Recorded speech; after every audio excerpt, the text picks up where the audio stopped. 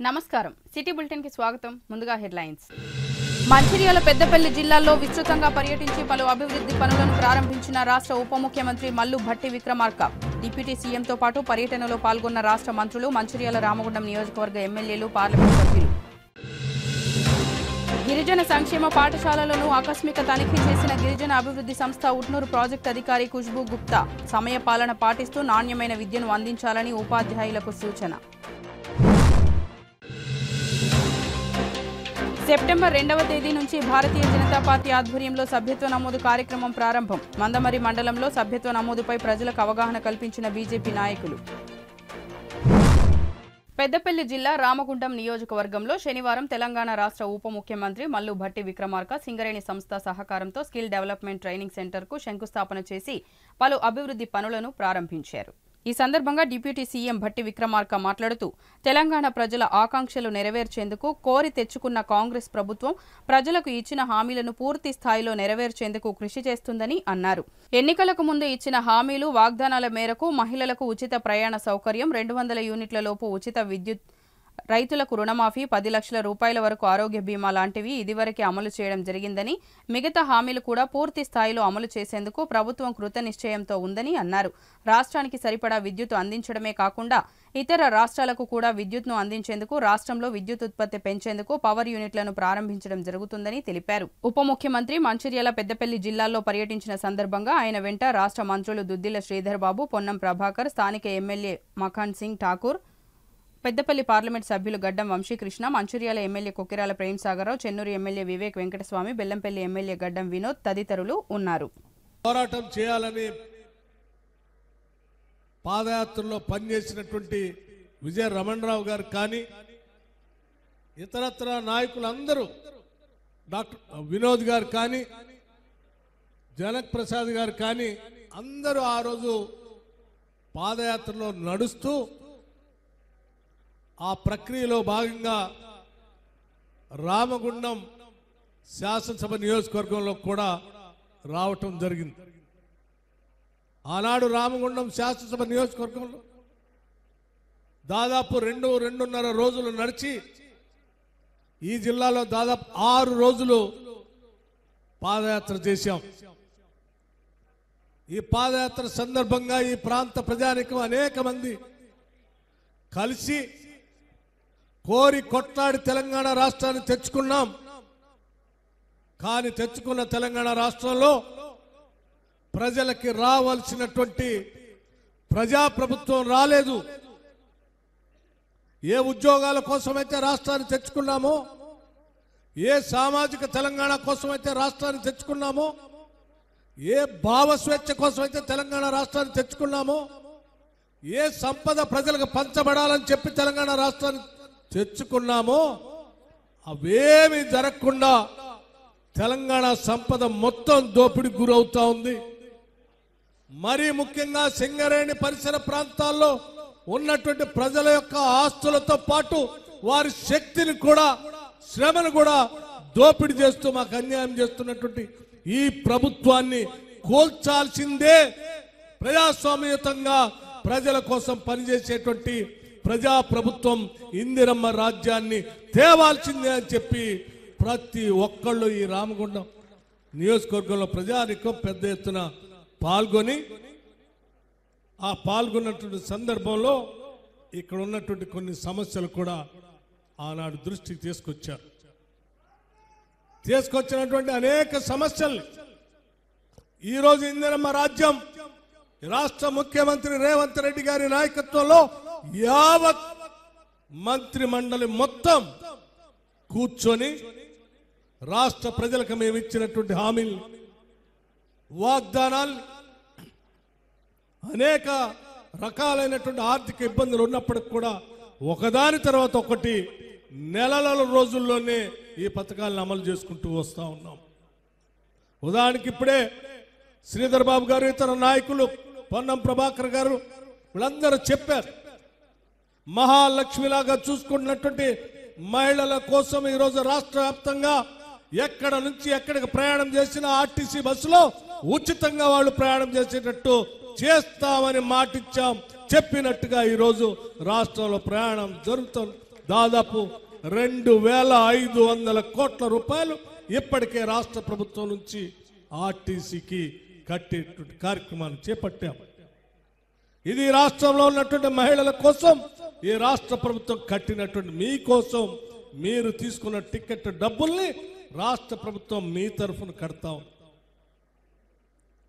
10 లక్షల రూపాయల వరకు ఆరోగ్యశ్రీ పథకం చేస్తామని చెప్పి అసెంబ్లీలో ప్రమాణ స్వీకారం చేసినటువంటి మరుక్షణమే ఆలస్యం అయితే ఎక్కడో ఏ గ్రామంలో ఏ మారుమూల ప్రాంతంలో ఒక రోగైనా ఇబ్బంది పడుతూ ఉంటాడు, తక్షణమే చేయాలని అదే శాసనసభ ప్రాంగణంలో ప్రమాణ స్వీకారం చేసిన అరగంటలోనే 10 లక్షల రూపాయల వరకు రాజీవ్ ఆరోగ్యశ్రీ కార్యక్రమాన్ని ప్రారంభించి ముందుకు పోతా ఉన్నాం. విధులలో సమయ పాలన పాటించని ఉపాధ్యాయులపై చర్యలు తీసుకోవడం జరుగుతుందని సమగ్ర గిరిజన అభివృద్ధి సంస్థ ఉట్నూరు ప్రాజెక్టు అధికారి ఖుష్బూ గుప్తా అన్నారు. శనివారం జిల్లాలోని తిర్యాని మండలంలో గల 10 గిరిజన సంక్షేమ ప్రాథమిక పాఠశాలలను ఆకస్మిక తనిఖీ చేసి పాఠశాలల్లో రిజిస్టర్లు, తరగతి గదులు, వంటశాలలు, పారిశుద్ధ్య నిర్వహణ పరిసరాలను పరిశీలించారు.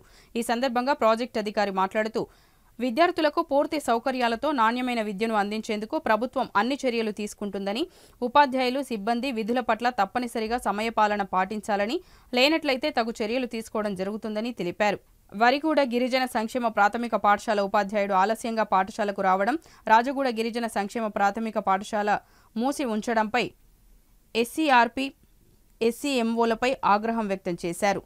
పాఠశాలల నిర్వహణపై నిత్యం పర్యవేక్షించాల్సిన ఎస్సీఆర్పీ కె కైలాస్ విధుల పట్ల నిర్లక్ష్యం వహించినందుకు గాను సస్పెండ్ చేయాలని అధికారులను ఆదేశించారు. వింజిగూడ గిరిజన సంక్షేమ ప్రాథమిక పాఠశాల ఉపాధ్యాయులు విధులలో సమయపాలన పాటించకపోవడం, మధ్యాహ్న భోజనం అందించకపోవడం, హాజరు పట్టిక నిర్వహణ సరిగ్గా లేకపోవడంపై ఆగ్రహం వ్యక్తం చేశారు.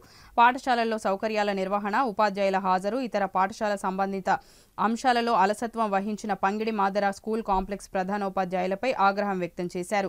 ప్రభుత్వం విద్యార్థులకు అన్ని సదుపాయాలతో కూడిన విద్యను అందించేందుకు విశేష కృషి చేస్తుందని, ఈ క్రమంలో ఉపాధ్యాయులు తమ విధులను బాధ్యతాయుతంగా నిర్వర్తించి విద్యార్థుల భవిష్యత్తుకు కృషి చేయాలని తెలిపారు. విధులలో అలసత్వం, నిర్లక్ష్యం వహించిన వారిపై కఠిన చర్యలు తీసుకోవడం జరుగుతుందని తెలిపారు. ఈ కార్యక్రమంలో ఎస్సీఎంఓ ఉద్ధవ్, సంబంధిత అధికారులు తదితరులు పాల్గొన్నారు.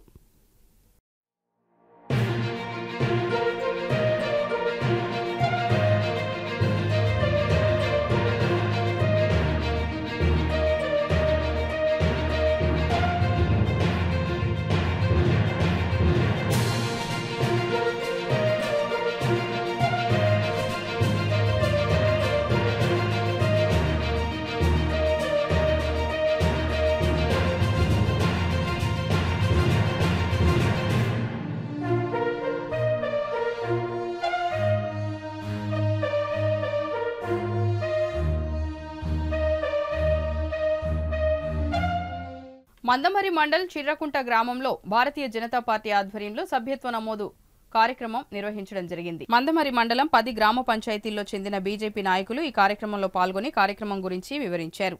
భారతీయ జనతా పార్టీ నరేంద్ర మోడీ సభ్యత్వ నమోదు కార్యక్రమం సెప్టెంబర్ 2న ప్రారంభించడం జరుగుతుందని, అలాగే రాష్ట్ర వ్యాప్తంగా కిషన్ రెడ్డి ఆధ్వర్యంలో సెప్టెంబర్ 2న సభ్యత్వ నమోదు నిర్వహించడం జరుగుతుందని తెలిపారు.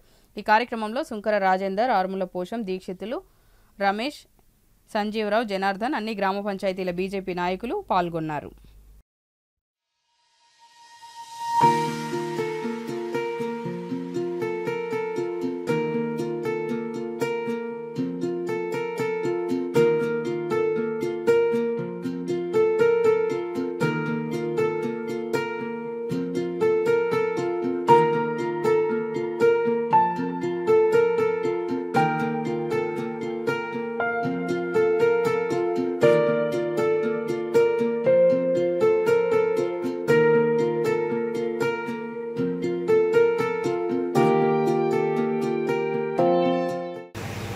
సంస్థాగతంగా పార్టీ సెప్టెంబర్ 2 నుంచి సంస్థాగత నిర్మాణం అనేది మళ్ళీ ప్రారంభమవుతా ఉంది.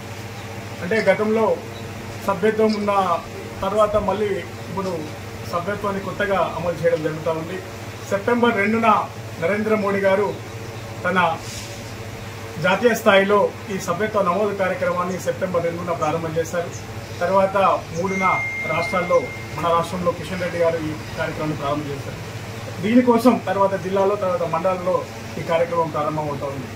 దీనికోసం ఈరోజు మనం ఏ విధంగా సభ్యత్వాన్ని చేయాలి, ఈ భారతీయ జనతా పార్టీలో సభ్యులుగా మనం ఎంతమందిని చేర్పించాలి, దీని యొక్క ఈ కార్యశాల అంటే వర్క్షాప్ ఏ విధంగా మనం పనిచేయాలనే దానికోసం ఈరోజు మనం ఇక్కడ సమావేశం ఏర్పాటు చేసుకున్నాం. మనమందరం కూడా చాలా అదృష్టవంతులం.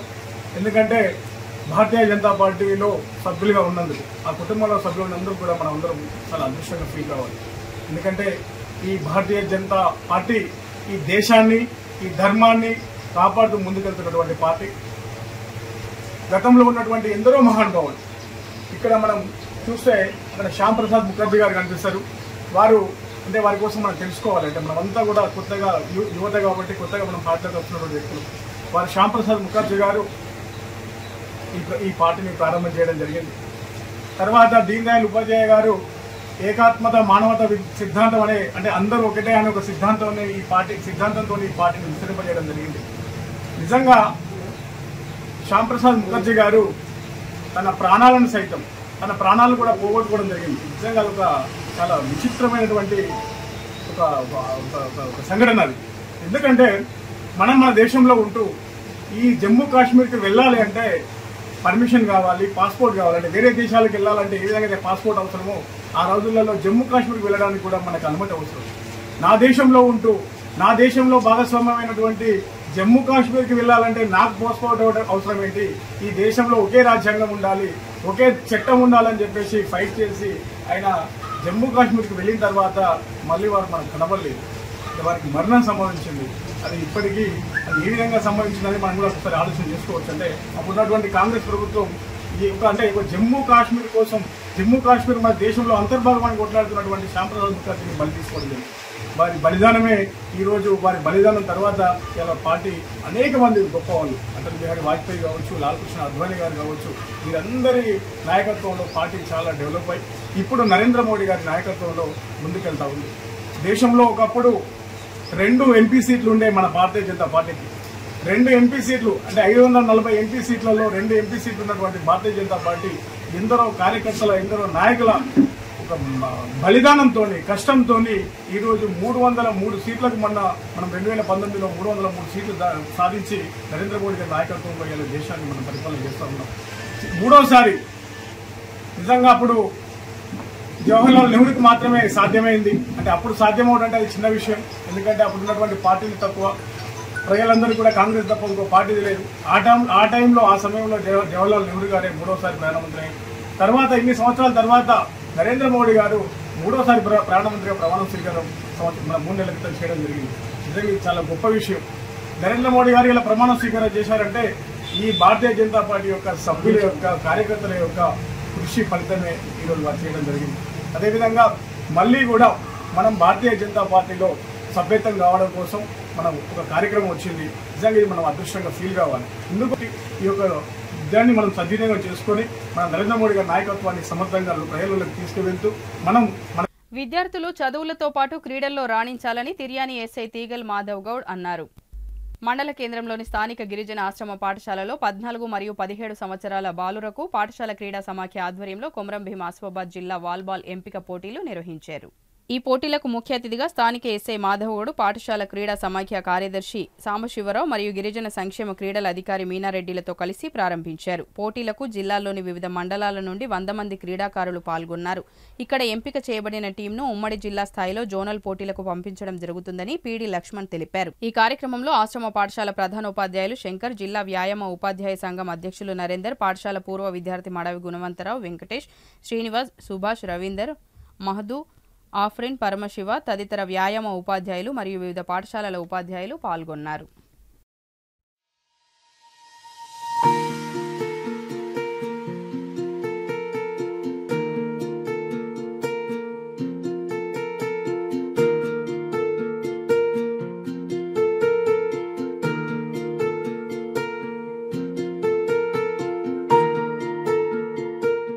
శ్రావణ మాసం మాసం చివరి శుక్రవారం సందర్భంగా మందమరి పట్టణంలో సంతోషిమాత ఆలయంలో శుక్రవారం ఘనంగా అభిషేకాలు పూజలు నిర్వహించారు. ఈ సందర్భంగా ఆలయ పూజారి దివాకర్ శర్మ అరుణలు మాట్లాడుతూ శ్రావణ మాసంలో సంతోషిమాతను పూజించడం వల్ల కుటుంబాల్లో సుఖ సంతోషాలు వెళ్లి విరుస్తాయని, అష్టైశ్వర్యాలతో వర్ధిల్లుతారని వారు పేర్కొన్నారు. సంతోషిమాతను పూజించడం వల్ల సకల సంతోషాలతో జీవిస్తామని తెలిపారు. ఈ సందర్భంగా పూజల అనంతరం ఆలయం వద్ద అన్నదాన కార్యక్రమం ఏర్పాటు చేశారు. ఈ కార్యక్రమంలో భక్తులు అధిక సంఖ్యలో పాల్గొని విజయవంతం చేశారు. ఈ కార్యక్రమంలో స్థానికులు, ఆలయ కమిటీ సభ్యులు, భక్తులు తదితరులు పాల్గొన్నారు.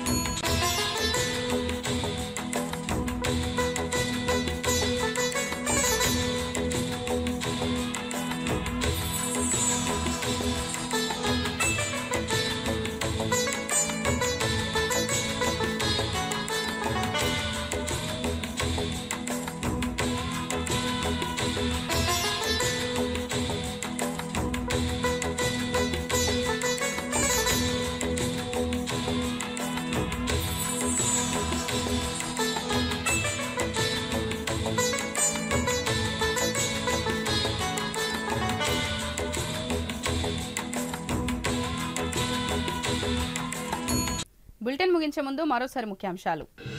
మంచిర్యాల, పెద్దపల్లి జిల్లాల్లో విస్తృతంగా పర్యటించి పలు అభివృద్ధి పనులను ప్రారంభించిన రాష్ట్ర ఉప ముఖ్యమంత్రి మల్లు భట్టి విక్రమార్క. డిప్యూటీ సీఎంతో పాటు పర్యటనలో పాల్గొన్న రాష్ట్ర మంత్రులు, మంచిర్యాల రామగుండం నియోజకవర్గ ఎమ్మెల్యేలు, పార్లమెంట్ సభ్యులు. గిరిజన సంక్షేమ పాఠశాలలను ఆకస్మిక తనిఖీ చేసిన గిరిజన అభివృద్ధి సంస్థ ఉట్నూరు ప్రాజెక్టు అధికారి ఖుష్బూ గుప్తా. సమయ పాలన పాటిస్తూ నాణ్యమైన విద్యను అందించాలని ఉపాధ్యాయులకు సూచన. సెప్టెంబర్ 2వ తేదీ నుంచి భారతీయ జనతా పార్టీ ఆధ్వర్యంలో సభ్యత్వ నమోదు కార్యక్రమం ప్రారంభం. మందమరి మండలంలో సభ్యత్వ నమోదుపై ప్రజలకు అవగాహన కల్పించిన బీజేపీ నాయకులు. సిటీ న్యూస్ ఇంతటితో సమాప్తం. తిరిగి ప్రసారమయ్యే సిటీ న్యూస్లో మళ్ళీ కలుద్దాం. అంతవరకు సెలవు. నమస్కారం.